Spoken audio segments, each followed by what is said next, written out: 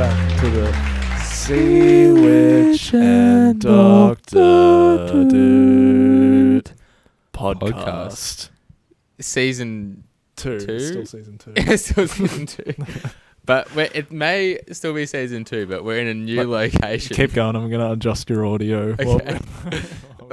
It's real loud. A bit too hot. That's fine. We're in a new studio, as you can see. Yes. Very professional studio. Yes. Our last one got it caught on fire and everything. We lost everything. Yeah. Hence the GoFundMe that is linked in the comments. Thanks to all those patrons. If it wasn't for you guys, we wouldn't have these mics. Yeah. If it wasn't for you guys, I wouldn't have been able to afford life support while I had 6-degree burns all over my body. So thank you. That was very kind. I love these little bits of Sea Witch and Dr. Doot lore.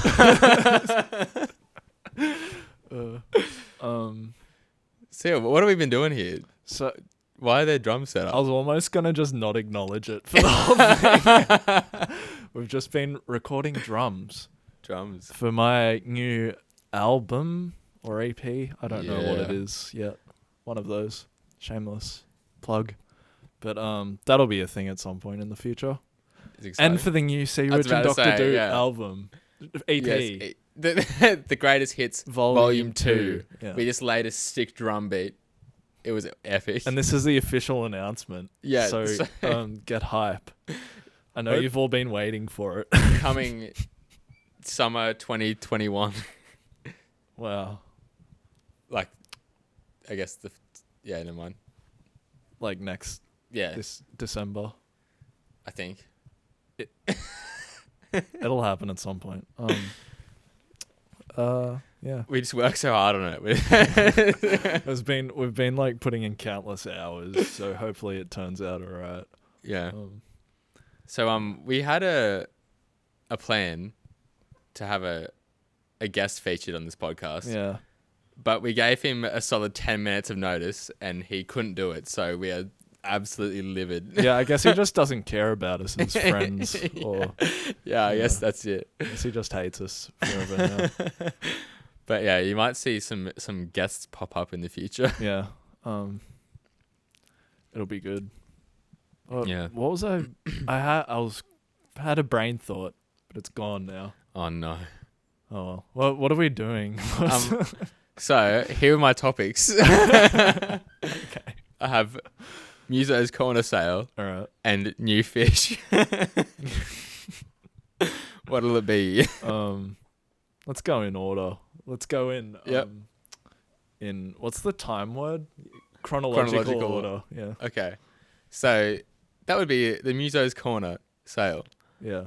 For those of you that don't know, Muso's Corner is a wonderful epic establishment. Store. It is probably the sickest store. And they should sponsor us. Yeah. New sponsors of the podcast, Muso's Corner. That'd be sick. Thank you so much, guys. Well, in a way, they kind of did. Like, with all this gear. We bought from them, but like... That's true. At a heavily discounted price, as you will find out in this story. Yeah. So this is this epic store in Newcastle that has everything you'd ever need to make a hit record, as the kids would say. And whoever thought about this is a marketing genius, but every year they have the May the 4th sale, which is like Star Wars themed, and they just have insane, like I'm talking 90% off, 95% off, like just absurd sales. So we're actually recording this live on the street. Yeah. Anyway, they have epic sales. So I know a guy who used to, like in my university degree, who would camp at the front of Muso's Corner for, I think it was like 48 hours before it happened. Like he would just camp there with him and his mates. Yeah. They'd go in shifts, and then he would buy his dream guitar for like, I think he bought it for like 1,000 down from like 10 grand or something, just absurd. Insane. Yeah. And so it's always been like an insane social cultural event. It feels like a special holiday. It now does. that I've experienced it. Yeah.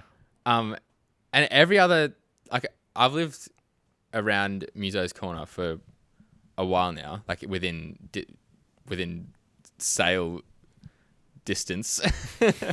I like that grip. Traditional grip. Yeah. For audio listeners, I'm holding the microphone like a pistol. Yeah. Sorry, I just lost my train of thought.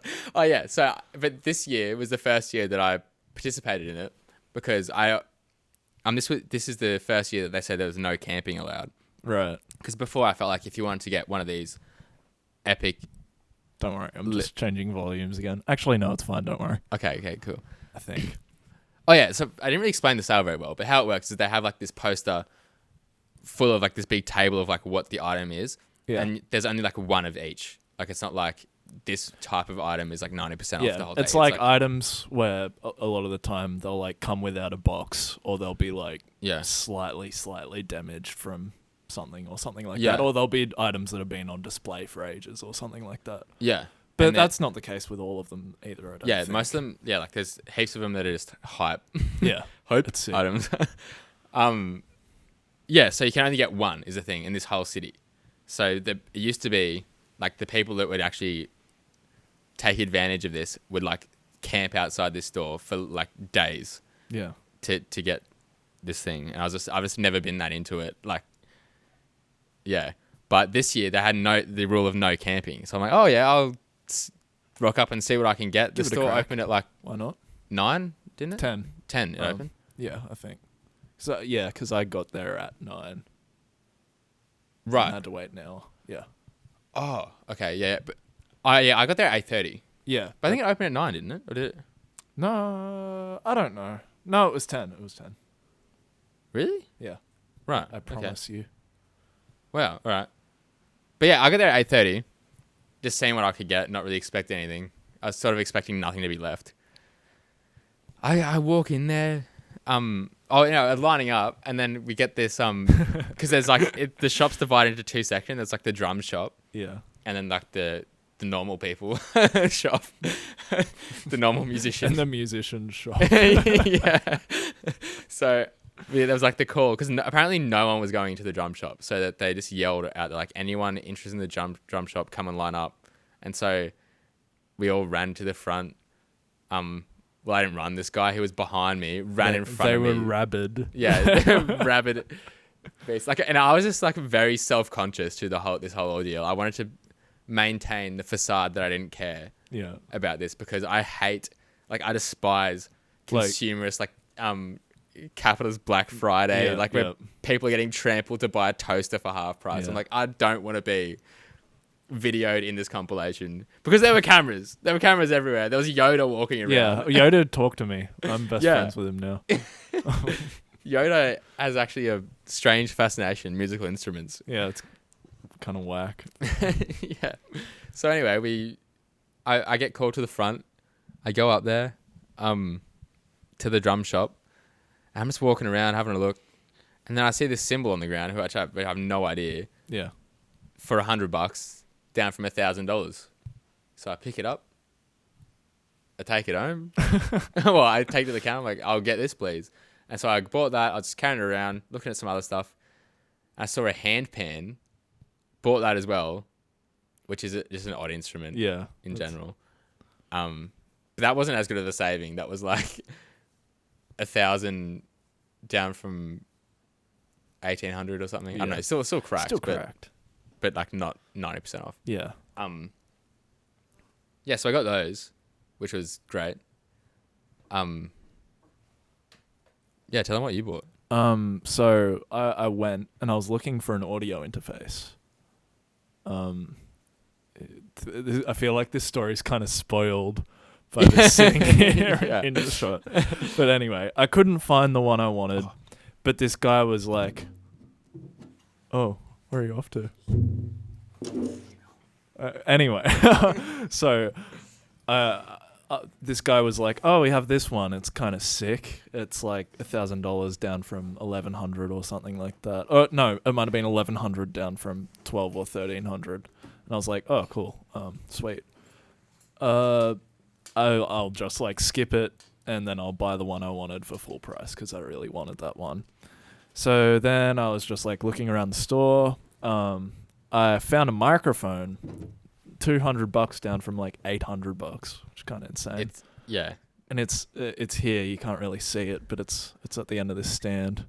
You can grab. Here, I'll loosen it off if you. Yeah. Sorry, audio listeners. This epic microphone looks like a medieval torch. It's kind of cool. Sort of. It's like a big cylinder. Yeah, a big cylinder. This looks like a medieval, like chainmail. Okay. Like you would record the beheading of King Alfred. I don't know. Sorry, carry on. Anyway, so I went home. I was like, "Oh, sick microphone. That's cool." Didn't get the interface. That kind of sucks. Then like 2 weeks later, because actually no, wait. So a few days later, I was like, "Oh, I got to get this interface now for full price." I was looking into it, and then after a bit of research, which I already put in a little bit of research before the sale, but now I put in some more, I realized that the one I wanted was actually the one the guy showed me that was on sale at the shop. So I was like, I know they usually sell like items that didn't get sold at sale price a few days later. They usually have like an online catch up. Yeah, like with all the scraps of what didn't get sold on May the dregs. 4th. Yeah. So I was like, "Oh, I'll see if I can get it then." And then I was checking for a few days, and then before that sale even got announced or anything, I checked Muso's Corner website, and it was on the sale price. So I was like, so sick. I was at uni, and I was like, I'm going to get that right now. So I just hightailed it over there, bought the thing, and now I have it, and it's sitting here in this lovely case. And it is awesome. It is sick.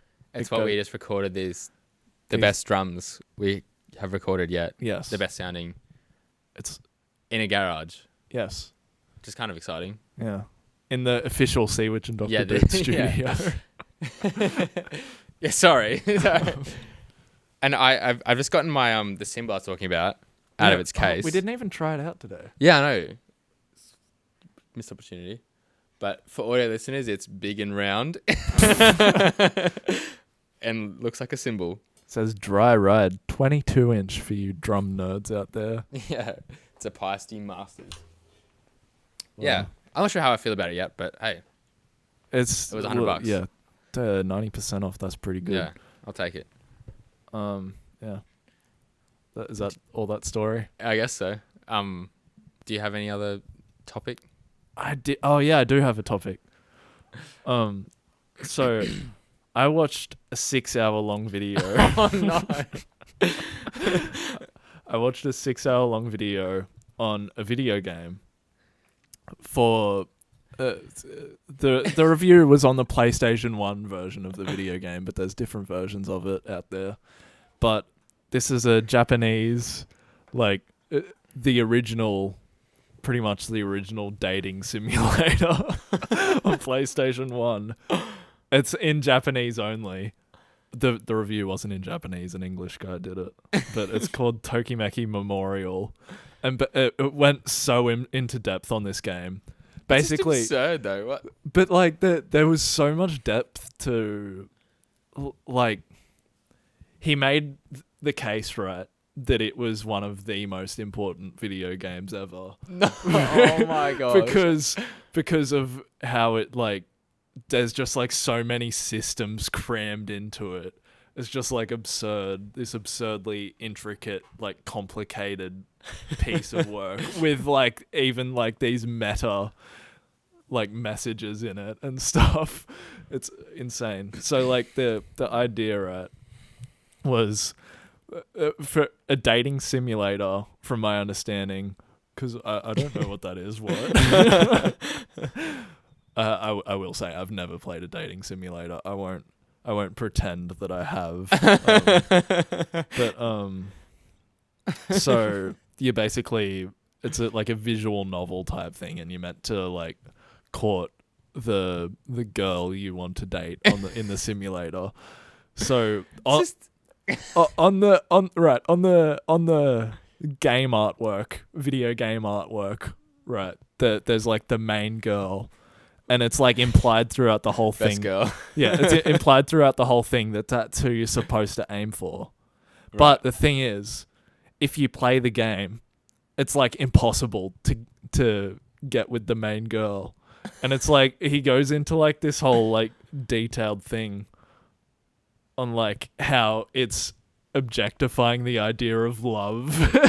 And it's like making you feel terrible for going after this girl because you're seeing the whole thing as game mechanics instead of a relationship. Oh, that's clever. Yeah.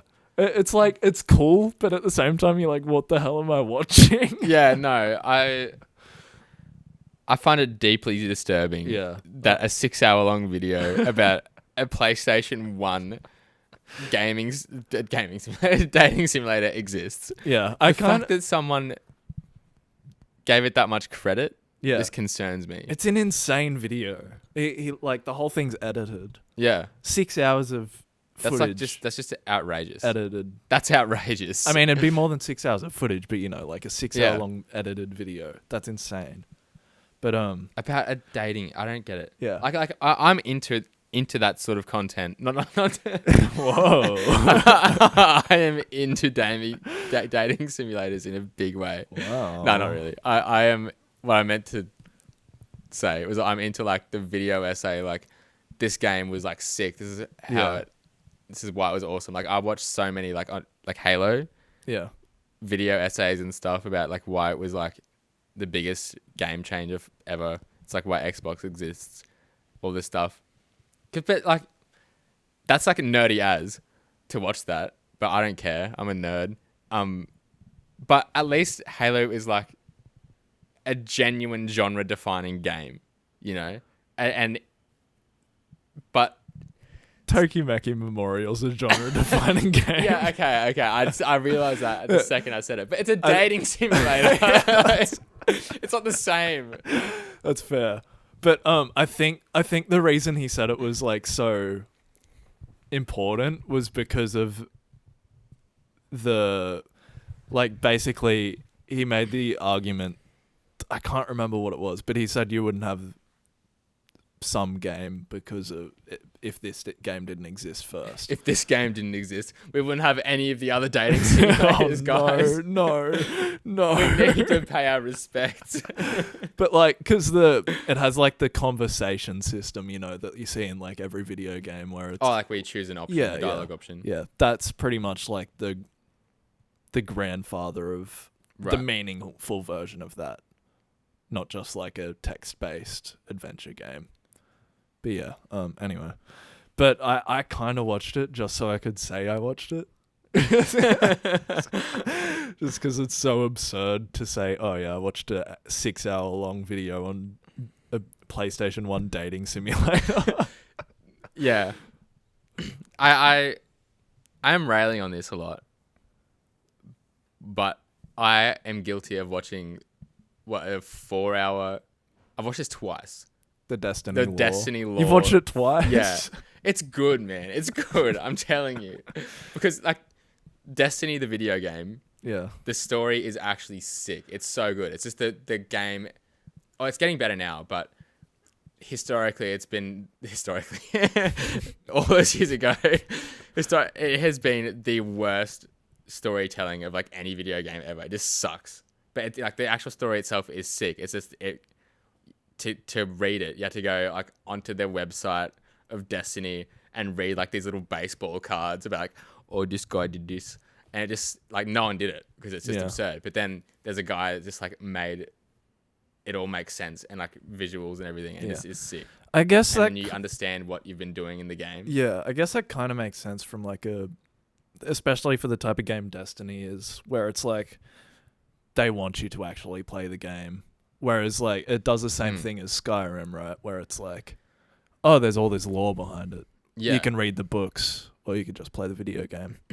Whereas, like, if I had to sit through cutscene after cutscene in Destiny, I'd just get so pissed off. Actually, I don't know. I would like it. I feel like if they did it more. If it was good, I'd like it. But if it was just like the story now is getting good. Oh yeah. I'd just be like, oh, I just want to play it. Like sometimes when there is cutscenes in Destiny, because I'm not invested in the story yet.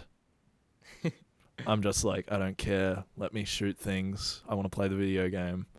Leave me alone. Stop trying to tell me why I'm doing this. Just let me do it. Just don't tell me why I'm committing genocide. Yeah, just let me commit genocide. Yeah, that's fair. Yeah. But like, there's gonna be people way worse than me that are just like, I just want play video game. I hate story ruined video games. I want to go back to Frogger. Let me play Frogger.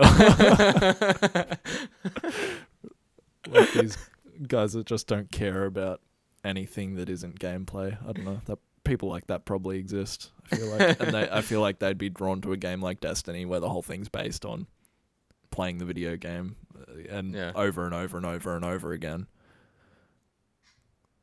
Anyway,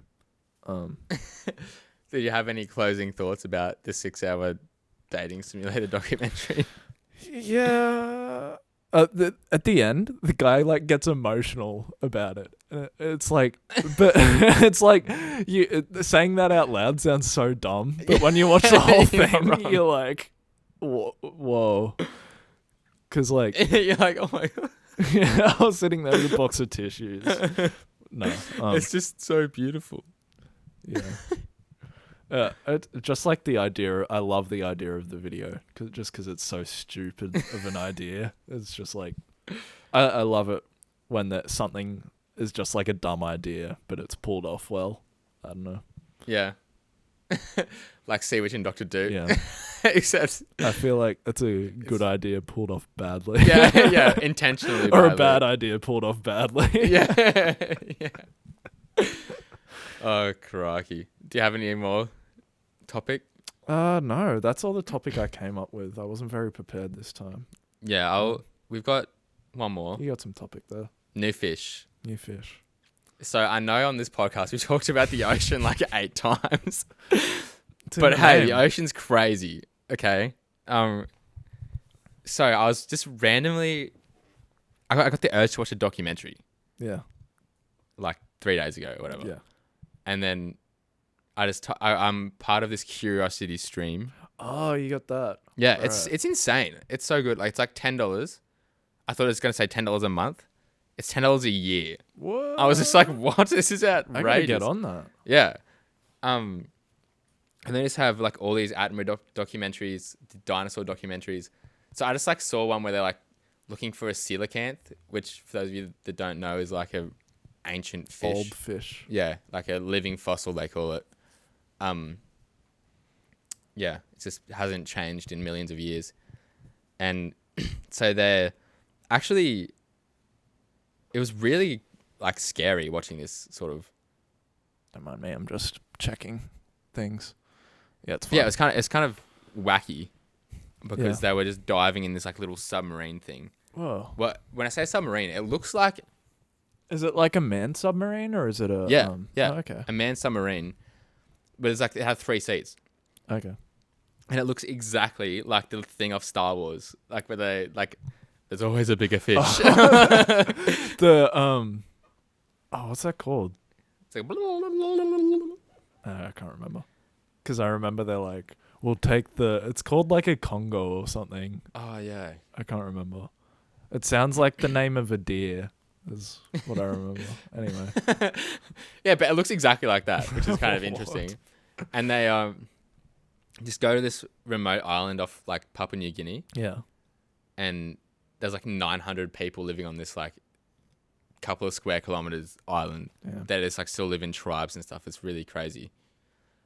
And then they're just talking to the fisherman, and like this fisherman claims that he caught a coelacanth because they like do heaps of deep sea fishing and stuff. Yeah. So they just like dive down off the coast of this place, like kilometers. I think it was like from memory, it could be wrong. I think it was like 1,200 meters, like below sea level. and it was just they call it the twilight zone because no light can get in when you're that deep. So it's just cracked. It's insane. There were all these like plants that they were like Attenborough was raving on about that. Oh, this is a David Attenborough thing. Yeah. Whoa. That hadn't changed since like the Cretaceous or whatever. Damn. And they're like there's this one that's like a little, they call it a sea lily or something. I don't know. Oh. But it's like, it looks like a hand sort of like floating. And it just looks like a plant, but it's an animal. Yeah, actually. And it like, will move if it's like in danger and stuff. It's just it's weird and wacky. That's crazy. And so anyway, they're like searching for coelacanths. Just because no coelacanths had been discovered in that area of the Pacific. Right. So it would be a big scientific thing if they're like, wow, coelacanth here. But they thought they saw one, and then they got close, and it was like this weird fish with like limbs, like coming off it. Off its like belly, it has like protruding like sort of like a triangle with two like feelers coming off each end. Oh. And it sort of just like swims against. Whoa, nice, good moves. For audio listeners, I'm demonstrating the movement the fish makes. That's real good. Against rocks. Yeah, so it swims onto rocks and it like puts its feelers on them, and feels, I guess. Gross. And they're like, none of the people there in the submarine recognize the fish, and they're all like marine biologists that have been doing it for like their whole lives. And so they thought it was a new discovery, but it had been discovered off the coast of Japan in 2008. Right. Once before. But it was the first time it was discovered in that area. New fish. And that just got me kind of thinking how crazy it is that we're still discovering new species like in 2008. Yeah. Like, that's insane. I'm pretty sure like new stuff gets discovered all the time, but you just don't hear about it because it's usually like stuff that normal people wouldn't care about, like just like new frog, new fish, new insect, like all small things. Whereas like obviously you're not gonna find any new land mammals or anything like that. Where people would be like, whoa. Did you hear? Apparently they founded like not a live one obviously, but a new Australian dinosaur. It was really? Like massive. What? Like it was bigger or as big as the Brontosaurus or something like that. That's big in Australia. That's crazy. Yeah. Do you imagine just like stumbling upon bones like that? Or yeah. Like some no, apparently fossil? it's just like a farmer in Queensland. Whoa. I reckon if I went down to like down the bottom of the cliff every day and searched amongst the rocks and stuff, I could find like I'd have a chance of, because people find like sea fossils and stuff like that, don't they? Like, like ammonite. Yeah, stuff like that. 'Cause imagine finding something like that. That'd be sick. Yeah. But it's crazy to think the amount of things that would have been found, but people just don't know what they are. Yeah. Just chilling in the back shed. This is a weird thing I found one time. Yeah. Just like fossilized version of the first human being. Yeah. Just like a caveman in ice in their freezer. This is crazy, dude. What the hell is this thing? Yeah, it's just, I've been pondering. Yeah, damn. The monsters that could lurk far beneath the waters. Yeah, because I don't know if I've mentioned this before on podcast, but there's a thing one time where there was like people had their like radars or something underwater. I don't know what it was. I can't remember. But basically they were picking up noises underwater, like low, really. I've talked about this before, I know it. The like blip thing where there was like just like these really big noises underwater. And they were like, whatever's making those has to be huge. And then it ended up being just like cracks in ice or something. Oh, right. Or like ice shelves changing or something like that, which is kind of lame. Yeah, it's kind of absurd to me that giant squid are like real. Yeah, I'm pretty sure. I can't remember how it works, but there's giant squid and then there's like colossal squid, which are like a step above giant squid, I think, or something like that. But it's like, because like giant squid, you think of, oh yeah, that's like a Bigfoot, that's like not a real thing, and then you're like, oh wait, that is a real thing. It's a real thing, yeah. It's crazy.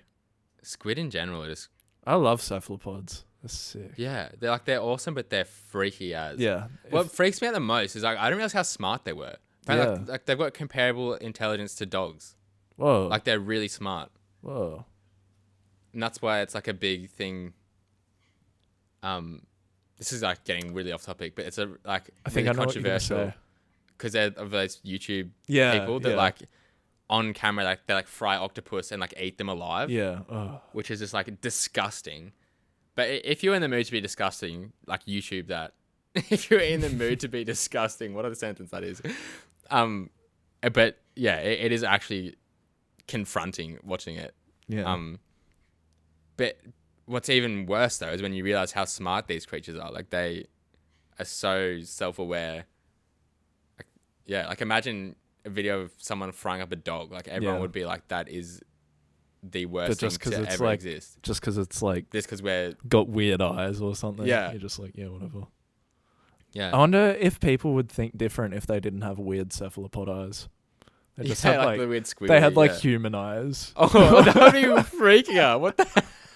If squid had human eyes, would we still eat them? Long feminine eyelashes. The females have eyelashes. Just like in a cartoon, that's how you tell them apart.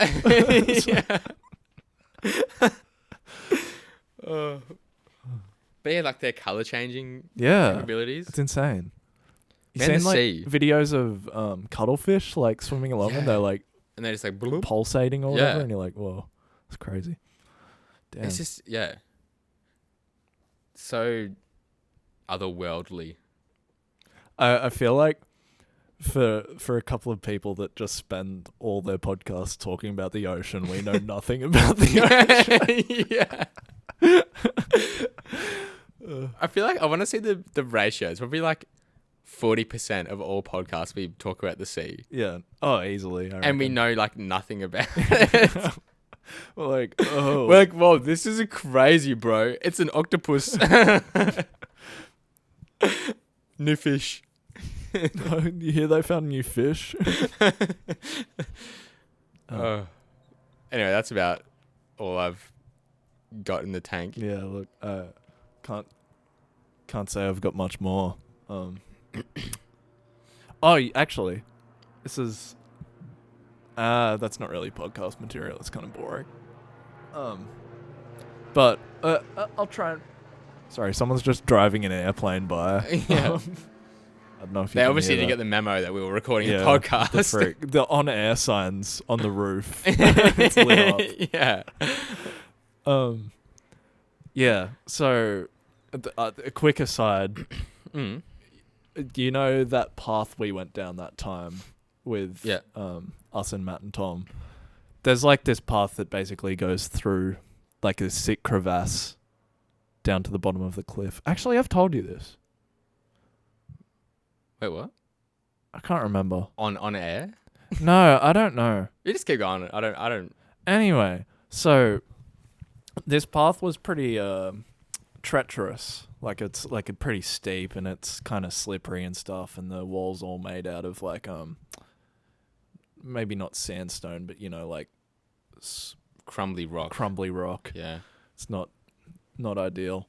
Anyway, I went with a friend down there the other day, like a few weeks ago, and we were like, oh yeah, this will be sick. I hadn't been there since we went down there.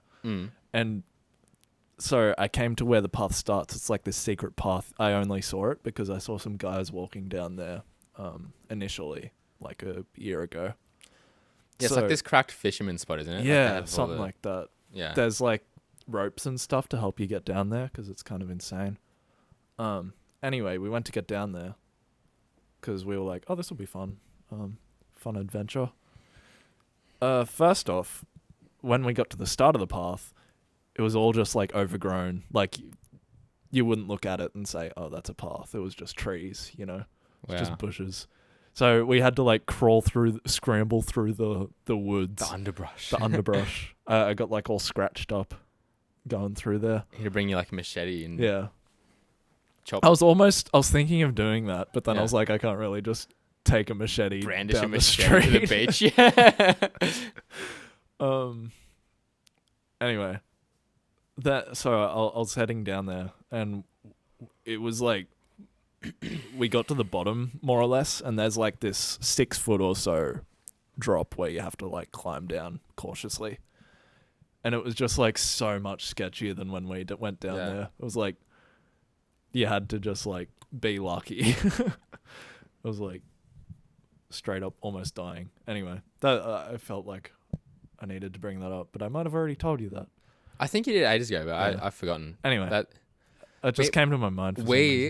With this portable setup, have to do a podcast in the treacherous crevasse. Could you imagine if like okay, POV, you're a fisherman. You're like, oh, I'm gonna go hit up this 6 spot. I'm gonna catch my family some bass. I don't know. That's a fish. That's a fish. Okay, good.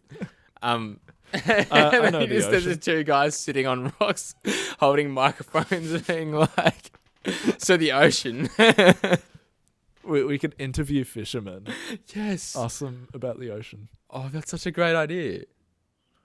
Oh my gosh. Sea Witch and Dr. Doot season 3 visit ocean. You know what would where we could actually do a podcast that would work like that is that table at the end of that walk that's like that way. There's like a like a picnic table. Yeah. That'd be kind of cool. One day.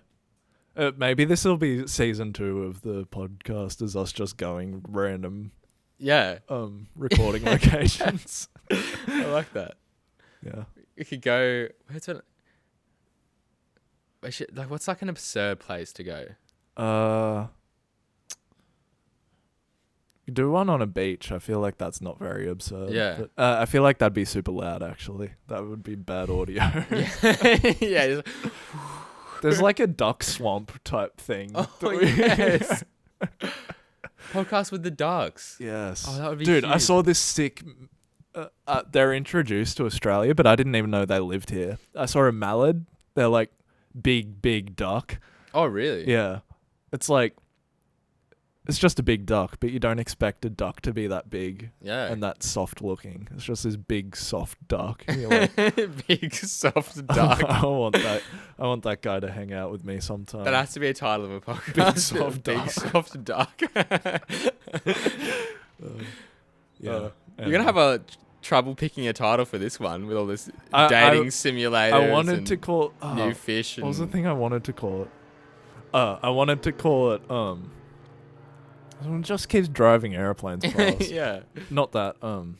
Would we eat squid if they had human eyes? Yes. All right. Yeah. I think that's enough. Yeah, that's enough of this. Enough of this squabble. All right. Thanks for tuning in to the Thank you. Sea Witch and Dr. Doot podcast. Bye. Brought to you by me. Me.